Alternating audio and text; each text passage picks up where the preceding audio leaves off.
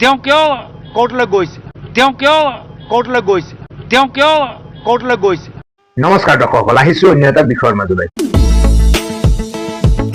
কংগ্ৰেছৰ এটা দীৰ্ঘদিনীয়া অভিযোগ হৈছে হিমন্ত বিশ্ব শৰ্মা আৰু তেওঁৰ পুত্ৰ পৰিবাৰে নামে বেনামে অসংখ্য সম্পত্তি আহৰণ কৰিছে। গৌৰৱ গগৈৰ নেতৃত্বত বিভিন্ন সভাই সমিতিয়ে কংগ্ৰেছে এই অভিযোগ উত্থাপন কৰি আহিছে। অলপতে সাংবাদিক মেল পাতি গৌৰৱ গগৈকে আদি কৰি জিতেন্দ্ৰ সিং, ভূপেশ বাঘেল আদি নেতাই 12,000 বিঘা মাটি মুখ্যমন্ত্ৰীয়ে বেআইনীভাৱে কব্জা কৰা বুলি গুৰুতৰ অভিযোগ উত্থাপন কৰিছে। হু ইজ হিমন্ত বিশ্ব শৰ্মা নামৰ ৱেবছাইট এটাও সেই সংবাদ মেলতে মুকলি কৰা হৈছিল, য'ত মুখ্যমন্ত্ৰীৰ বিৰুদ্ধে থকা এনে অভিযোগবোৰৰ তালিকা প্ৰকাশ কৰা হৈছিল। কেৱল সিমানেই নহয়, নিউজ লাইভৰ বিল্ডিং, উত্তৰ গুৱাহাটীত থকা বন্দা ইণ্টাৰনেশ্যনেল স্কুল আদি মুখ্যমন্ত্ৰী পৰিয়ালৰ প্ৰপাৰ্টিসমূহলৈ দলে বলে গৈ ধৰ্ণাও দিয়া দেখা গৈছিল তেওঁলোকক। পিছে সহ্যৰো এটা নিশ্চয় সীমা থাকে। অৱশেষত মুখ্যমন্ত্ৰীৰ দ্বাৰস্থ হ'ল ন্যায়ালয়ৰ। এই সম্পৰ্কে কি কৈছিল মুখ্যমন্ত্ৰীয়ে, শুনো আহক। মই এটাই কথা জানো যে ৰাজনীতি কৰিলে মানুহ স্পষ্ট হ'ব লাগে, আৰু ৰাজনীতি হ'লে আপুনি ইমানটোলৈকে নাযাব যাক আপুনি কেতিয়াও প্ৰমাণ কৰিব নোৱাৰিব। মই সদায় কৈ আছো যে আমাৰ লগত যিয়ে সম্পত্তি থাকিব আমি ইলেকশ্যনৰ এফিডেভিটত দিওঁ। সকলোৱে দেখাই পাই থাকে, 21 চনৰ এফিডেভিটো আছে, তাৰ আগৰ 16 চনৰো আছে। এই যে এটা ভুৱা বাতৰি প্ৰচাৰ কৰি থাকে, মই তেওঁলোকক সুযোগ দিছো যে আদালতত আহি আপোনালোকে প্ৰমাণ কৰি দিয়ক যে মোৰ ক'ত বেনামী সম্পত্তি আছে। মই সুযোগ দিছো, তেওঁলোকে প্ৰমাণ কৰক, আৰু নহলে 500 কোটি টকা মোক দিয়ক। আচলতে সামাজিক জীৱনত সক্ৰিয় থকা ব্যক্তিসকলৰ ওপৰত যেতিয়া এনে অভিযোগ উত্থাপিত হয়, তেতিয়া জনসাধাৰণ বিভ্ৰান্ত হয়। বিশেষকৈ যদিহে সেয়া সম্পত্তি সম্পৰ্কীয় হয়, তেতিয়াতো কথাই নাই। বিনা দ্বিধাই সহজ সৰল জনতাই বিশ্বাসো কৰি লয়। হিমন্ত বিশ্ব শৰ্মাৰ দৰে চতুৰ ৰাজনীতিবিদ এজনে সেই সুযোগ দিব জানো বিৰোধীক?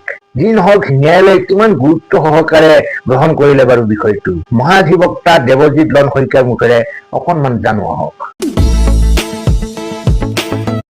কংগ্ৰেছ দলে ক'ৰ পৰা এনেকুৱা ধৰণৰ এটা তথ্য পালে যে 12,000 বিঘা মাটি তেওঁৰ দখলত আছে বা তেওঁৰ পৰিয়ালৰ দখল আছে? এইটো এটা সমস্ত মনে সজা কথা বুলি মাননীয় মুখ্যমন্ত্ৰীয়ে কোৰ্টত জনাইছে। তেওঁৰ যদি কিবা প্ৰপাৰ্টি বেনামী আছে বা কিবা আছে, কংগ্ৰেছ দলে আনি পেলাই দেখুৱাব লাগে। আৰু সেইকাৰণে কংগ্ৰেছ দলক তেওঁ এটা প্ৰত্যাহ্বান দিছে, অৰ্থাৎ এটা চেলেঞ্জ দিছে। যিসকল ব্যক্তি, অৰ্থাৎ গৌৰৱ গগৈ ডাঙৰীয়া, 2 নম্বৰ ভূপেশ বাঘেল ডাঙৰীয়া আৰু 3 নম্বৰ জিতেন্দ্ৰ সিং ডাঙৰীয়া, সেইটোত যিহেতু তেওঁৰ এটা লিগেল ৰিকৰ্ডছ আছে, সেইকাৰণে কোৰ্টলৈ গৈছে। আৰু কোৰ্টত এই যি টাইটেল চুট দাখিল কৰিছে ডিফেমেটৰী, তাতে তেওঁ কংগ্ৰেছ দলৰ যিসকল ব্যক্তি আছে তথা যিসকল নিউজ পেপাৰৰ প্ৰতিনিধি আছে, তেওঁলোকে প্ৰমাণ কৰিব লাগে যে যিখিনি কথা প্ৰেছ কনফাৰেন্সত কৈছে আৰু যিখিনি কথা নিউজ পেপাৰত পাব্লিছ কৰিলে, সেইখিনি যদি সত্যৰ ভিত্তিত হয় নে সম্পূৰ্ণ মনে সজা হয়, সেইটো তেওঁলোকক আহ্বান জনাইছে প্ৰমাণ কৰিবলৈ। আৰু যদি প্ৰমাণ কৰে ভাল কথা, আৰু যদি প্ৰমাণ কৰিব নোৱাৰে তেতিয়াহ'লে মাননীয় মুখ্যমন্ত্ৰীয়ে তেওঁলোকৰ পৰা 500 কোটি টকাৰ ডেমেজ ক্লেইম কৰিছে।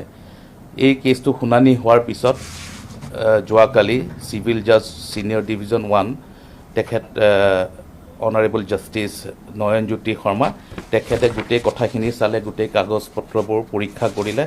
চাই পেলাই তেওঁ এটা এড ইণ্টাৰিম ষ্টে অৰ্ডাৰ পাছ কৰিছে। গোটেই ৰেকৰ্ডখিনি আমি দেখুৱালোঁ।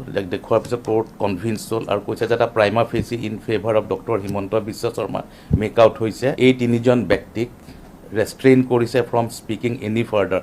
ইয়াৰ ভৱিষ্যতে যাতে আজিৰ পিছত তেনেকুৱা ধৰণৰ কোনো কথা নকয়। আৰু এই পেপাৰখনকো ৰেষ্ট্ৰিকশ্যন কৰিছে যে এই 5 তাৰিখে যি নিউজ ভিত্তিত যিটো নিউজ কৰিছিলে, যিখিনি তথ্যৰ ভিত্তিত বা যিকেইটা ছাবজেক্টৰ ওপৰত, সেই ধৰণৰ কোনো ছাবজেক্টৰ ওপৰত যাতে আগন্তুক দিনত টিল appearance of them in the court, অৰ্থাৎ তেওঁলোকক কোৰ্টে জাননী দিছে যে 9 মাৰ্চ তাৰিখে তেওঁলোকে কোৰ্টত এপিয়াৰ হ'ব লাগিব। গৌৰৱ গগৈ ডাঙৰীয়া কোৰ্টলৈ তলব কৰিছে, বাঘেলক কৰিছে আৰু জিতেন্দ্ৰ সিং ডাঙৰীয়াক কৰিছে। তেওঁলোকক কোৰ্টে নটিচ ইছ্যু কৰিছে, লগত জয়ন্ত বৰুৱা আৰু নিউজ পেপাৰখনৰ যিজন পাব্লিছাৰ আৰু ষ্টাফ ৰিপৰ্টাৰ, তেওঁলোককো কোৰ্টে তলব কৰিছে। আৰু কোৰ্টত তেওঁলোকৰ কি তথ্য প্ৰমাণ আছে সেইখিনি কোৰ্টত দাঙি ধৰিবলৈ নিৰ্দেশ দিছে।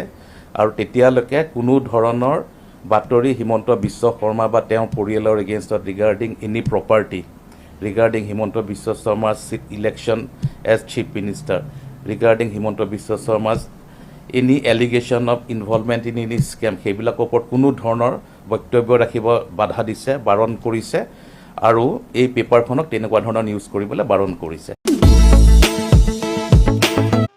এতিয়াৰে পৰা মুখ্যমন্ত্ৰীৰ সম্পত্তি সন্দৰ্ভত মন্তব্য কৰিব নোৱাৰিব গৌৰৱ গগৈয়ে।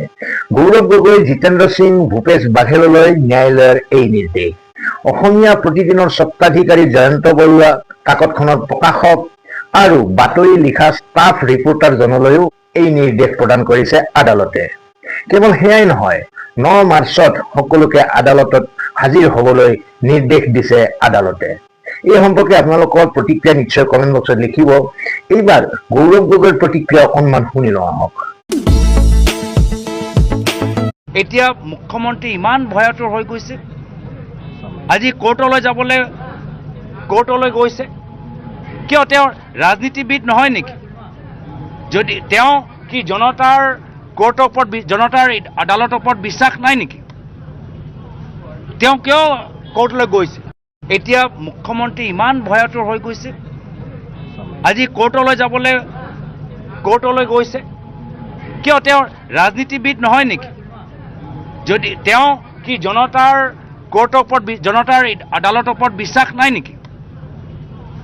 তেওঁ কিয় কোৰ্টলৈ গৈছে? দৰ্শকসকল, গৌৰৱ গগৈৰ বক্তব্য আপোনালোকে শুনিলে।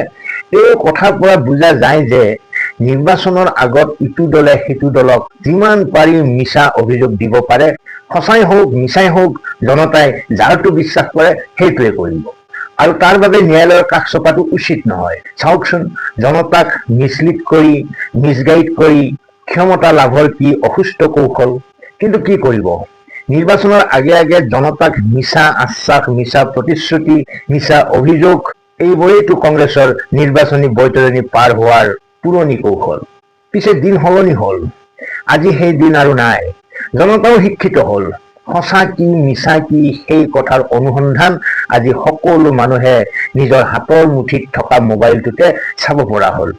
যি নহওক, বিষয়টোৰ ওপৰত আপোনাৰ অভিমত কমেণ্ট বক্সত লিখিবলৈ নাপাহৰিব। শেষত মই ক'ব বিচাৰো, আমি সুস্থ ৰাজনীতি বিচাৰো। দেশত যিহেতু আইন আছে, সেয়ে সুস্থ ৰাজনীতি বৰ্তাই ৰাখিবলৈ প্ৰতিগৰাকী ৰাজনৈতিক নেতাই আইনৰ ওচৰত দায়বদ্ধ থকাটো বিচাৰো। মিছা অভিযোগ প্ৰতি অভিযোগেৰে নহয়, সঁচাৰ ওপৰত প্ৰতিষ্ঠিত হওক নিৰ্বাচনী ৰাজনীতি। আজিলৈ এৰিছো। ভালে থাকক, কুশলে থাকক। ধন্যবাদ।